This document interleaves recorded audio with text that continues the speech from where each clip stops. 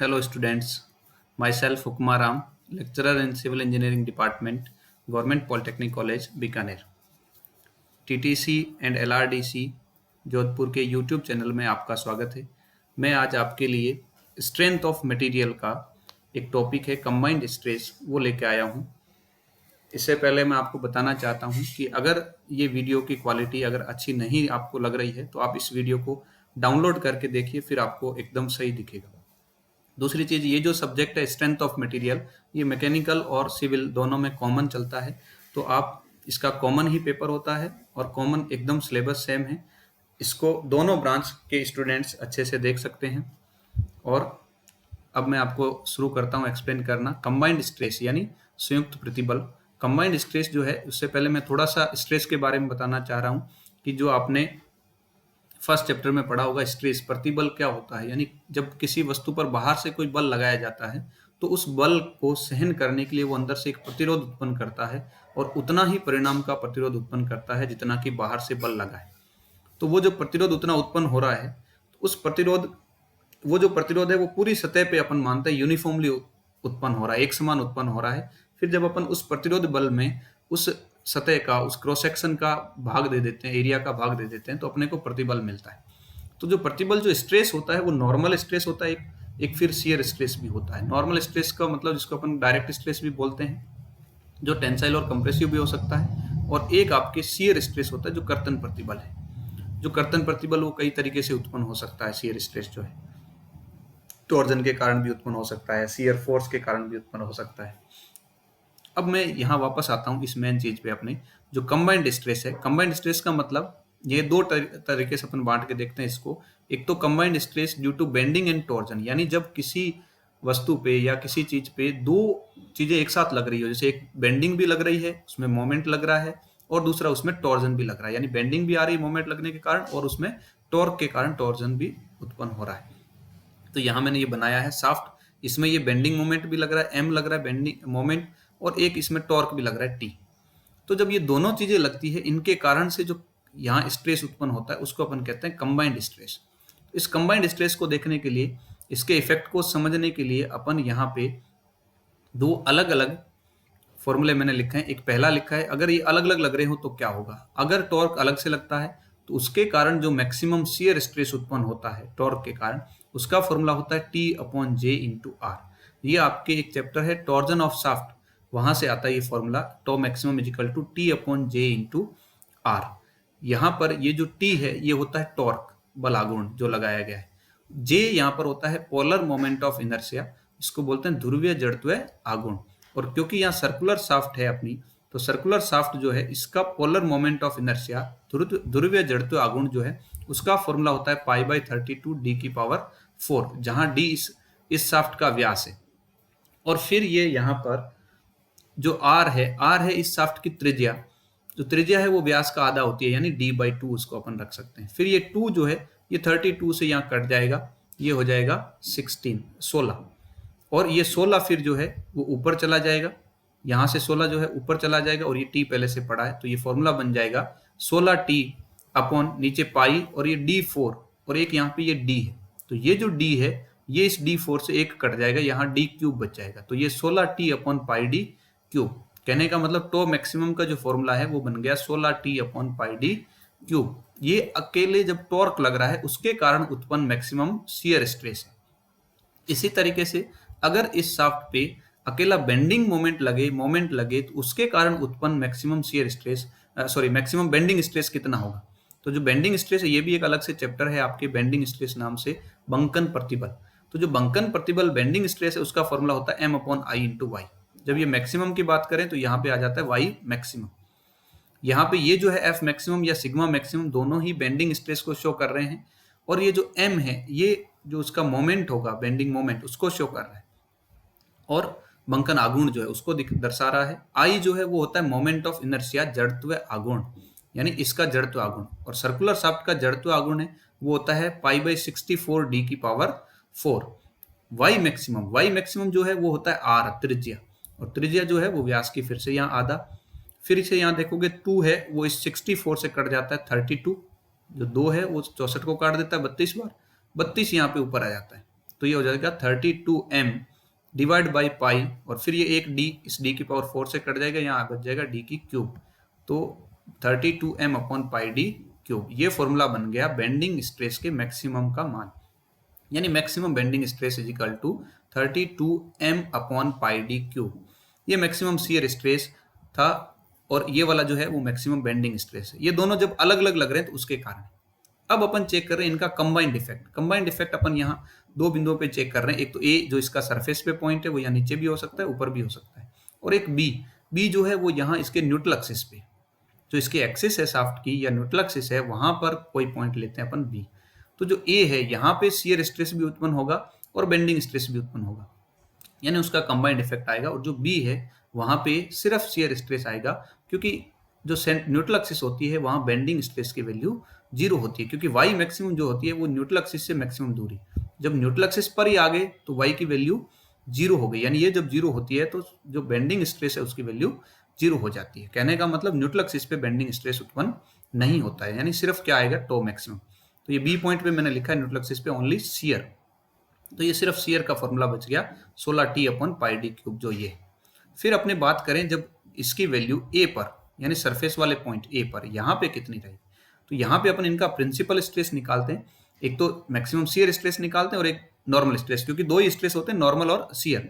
तो normal stress है वो यहाँ अपन प्रिंसिपल स्ट्रेस के रूप में निकालते हैं और दूसरा एक शियर स्ट्रेस निकालते हैं।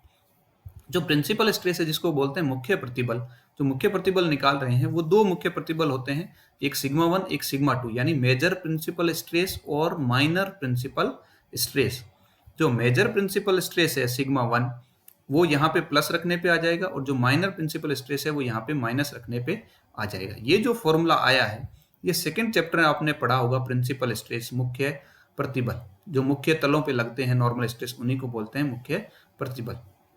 तो वहां एक फॉर्मूला आपने पढ़ा होगा, सिग्मा 1 या sigma 2 is equal to sigma X plus sigma Y by 2 plus minus under root sigma X minus sigma Y by 2 का whole square plus Q square.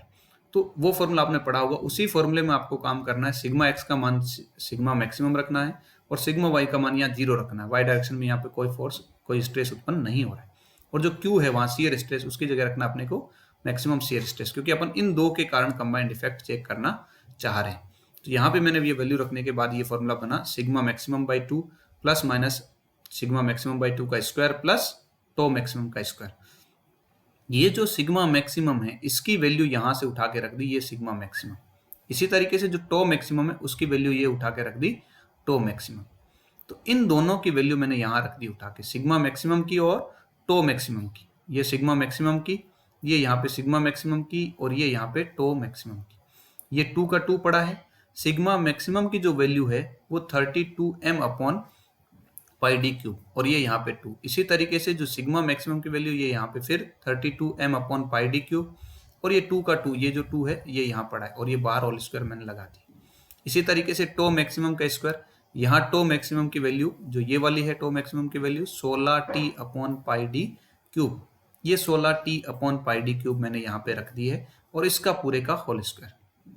अब इसमें से अगर अपन देखें तो ये 2 जो है वो यहाँ से कट जाएगा, 32 को 2 काट देगा 16 टाइम्स, यानी 16 बार, तो 16m upon pi D cube आ जाएगा।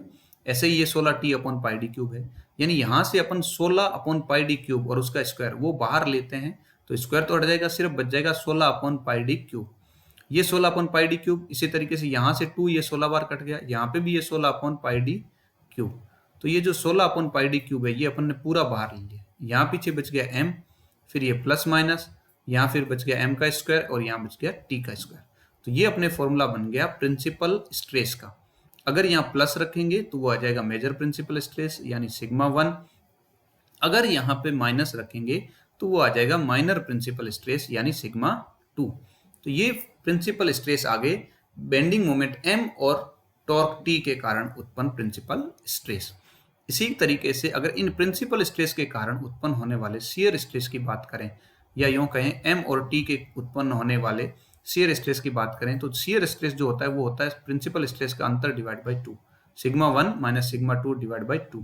तो ये सिग्मा 1 यहाँ प्लस रखेंगे तो सिग्मा 1, फिर माइनस रखेंगे तो सिग्मा 2, और ये माइनस माइनस वापस प्लस कर देगा, यानी ये टर्म बच जाएगी, m जो है वो कट जाएगा। तो 16 upon pi D cube m square plus t square का अंडर रूट। ये फॉर्मूला बन गया मैक्सिमम शियर स्ट्रेस का। तो ये दो हो गए, इसका कंबाइंड इफेक्ट अपन ने देखा, ये प्रिंसिपल स्ट्रेस आ गए जो कि नॉर्मल स्ट्रेस होते हैं, और ये वाला शियर स्ट्रेस आ गया इन एम और टी के कारण, यानी मोमेंट और टॉर्क के कारण उत्पन्न नॉर्मल स्ट्रेस और शियर स्ट्रेस। ये कंबाइंड स्ट्रेस अपन ने दोनों निकाल दिए कंबाइंड एक्शन के कारण। अगर बी पॉइंट की बात करें तो यहाँ पे सिर्फ शियर स्ट्रेस उत्पन्न होगा, क्योंकि बेंडिंग स्ट्रेस जो है वो, क्योंकि बी पॉइंट जो न्यूट्रल एक्सिस पे, और न्यूट्रल एक्सिस पे हमेशा बेंडिंग स्ट्रेस जीरो होता है, तो ये जीरो हो गया। सिर्फ क्या बच जाएगा 16T/πd³, 16T/πd³, और यही शियर स्ट्रेस होता है और यही प्रिंसिपल स्ट्रेस यहाँ पे रहेगा, ये यहाँ पे। तो क्योंकि यहाँ पे रखा आपने, ये जीरो हो गया, मोमेंट के कारण तो कुछ होगा ही नहीं, ये जीरो, तो सिर्फ बच गया 16T/πd³, ये स्क्वायर है अंडर रूट से कट जाएगा, यहाँ पर सिर्फ आ गया 16T/πd³ σ1 और σ2, ये प्रिंसिपल स्ट्रेस, और यही शियर स्ट्रेस होगा, क्योंकि जब यहाँ आप माइनस रखोगे तो एक प्लस है एक माइनस है, तो माइनस माइनस वापस प्लस हो जाएगा, यानी ये डबल डबल है वो 2 से कट जाएगा। कहने का मतलब सिंपल जो शियर स्ट्रेस है वही बच जाएगा, वही अपना प्रिंसिपल स्ट्रेस है और वही शियर स्ट्रेस है, क्योंकि यहाँ पे जो बेंडिंग स्ट्रेस है उसकी वैल्यू जीरो होती है।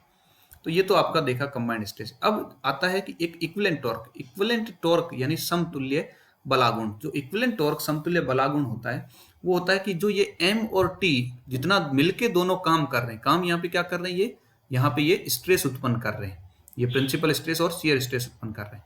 तो अगर एम और टी मिलके इतना शियर स्ट्रेस उत्पन्न कर रहे हैं, वो शियर स्ट्रेस अगर कोई अकेला टॉर्क कर दे, क्योंकि जो टॉर्क लगाएंगे वो शियर स्ट्रेस उत्पन्न करेगा, जो बेंडिंग मोमेंट लगाएंगे वो बेंडिंग स्ट्रेस उत्पन्न करेगा। तो जो अकेला टॉर्क लग रहा है, अगर वो अकेला टॉर्क इन दोनों के बराबर उत्पन्न होने वाले टॉर्क के कारण उत्पन्न होने वाले शियर स्ट्रेस के बराबर अगर ये अकेला टॉर्क शियर स्ट्रेस उत्पन्न कर दे, तो उसे अपन कहेंगे इक्विवेलेंट टॉर्क। यानी इक्विवेलेंट टॉर्क अकेला कितना उत्पन्न करता है, ये 16T/πd³। अगर ये 16T/πd³ और ये जो दोनों का कंबाइंड इफेक्ट है एम और टी का, अगर ये दोनों बराबर हो जाए तो ये जो टी होगा, इस टी को अपन कहेंगे इक्विवेलेंट टॉर्क।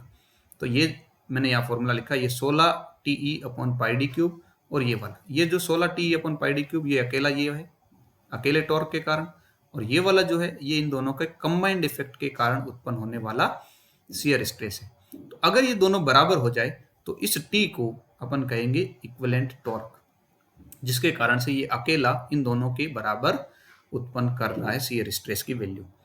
तो यहाँ पे मैंने लिखा इक्विवेलेंट टॉर्क। इक्विवेलेंट टॉर्क का मतलब क्या है, इज दैट टॉर्क, यानी ये वह टॉर्क है विच वाइल एक्टिंग अलोन, जो जब अकेला लगता है तो maximum shear stress combined bending और टॉर्क के कारण उत्पन्न होने वाले मैक्सिमम शियर स्ट्रेस के बराबर होता है। यानी ये अकेला ही इन दोनों के बराबर शियर स्ट्रेस उत्पन्न कर देता है। तो ये इन दोनों का शियर स्ट्रेस ये है, अकेले का शियर स्ट्रेस ये है, अगर ये दोनों बराबर है तो ये जो टॉर्क है ये हो जाएगा इक्विवेलेंट टॉर्क, समतुल्य बलागुण। ये 16/πd³ 16/πd³ कट गया, यहाँ पे बच गया equivalent torque TE =√m² + t²। ये अपने फॉर्मूला हो गया इक्विवेलेंट टॉर्क का, समतुल्य बलागुण का। इसी तरीके से एक और टर्म आती है इक्विवेलेंट मोमेंट, समतुल्य आघूर्ण। जो इक्विवेलेंट मोमेंट है वो इक्विवेलेंट टॉर्क की तरह ही है, सेम इक्विवेलेंट मोमेंट। अब जो मोमेंट है वो क्या उत्पन्न करता है, वो बेंडिंग स्ट्रेस उत्पन्न करता है।